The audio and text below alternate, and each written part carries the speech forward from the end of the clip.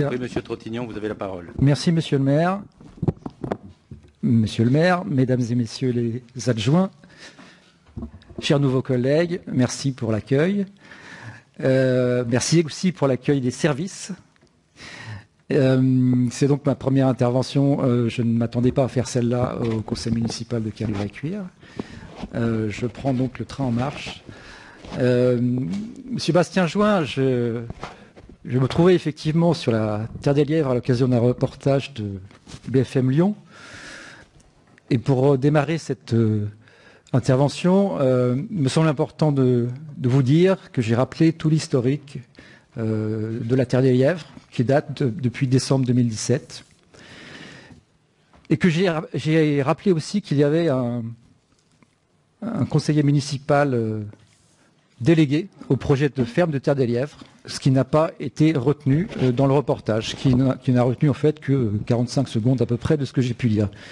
Et cet historique est le suivant. Donc, en décembre 2017, au conseil municipal donc, de Caluire, a été souhaité et proposé, à l'occasion d'un vote sur le PLUH, que l'ensemble des 5 hectares de la Terre des Lièvres passe en zone commerciale, je cite, pour y créer donc un parc commercial sur l'ensemble des 5 hectares. Donc pas uniquement sur le côté Truffaut, pour le jardinage national.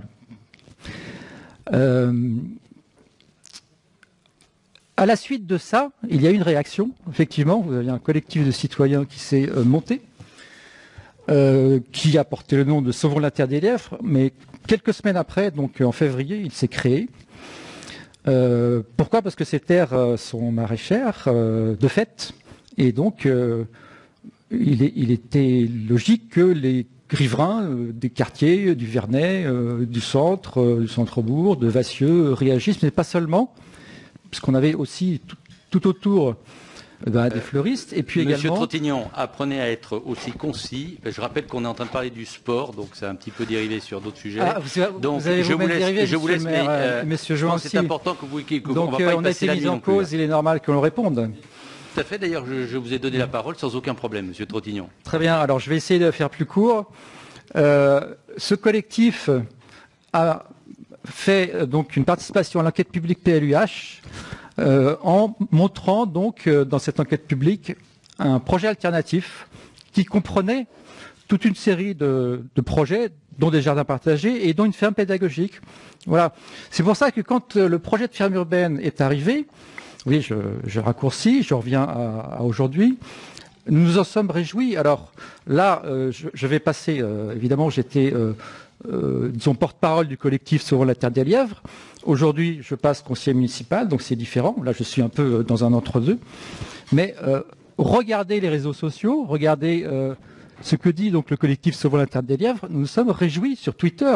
D'ailleurs, nous avons interpellé sur Twitter pour pouvoir avoir un rendez-vous. Nous ne l'avons pas obtenu.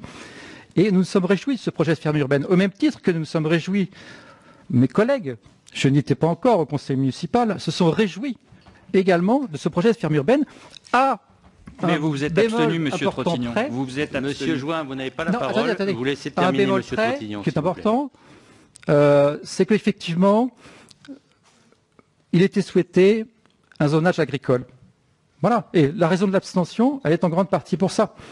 Parce que c'est une ferme expérimentale et parce que ce que nous souhaitons, c'est que pour les générations présentes mais aussi futures, il convient que ces terres soient préservées. C'était ça l'idée de l'abstention. Mais nous n'avons jamais été contre ce projet.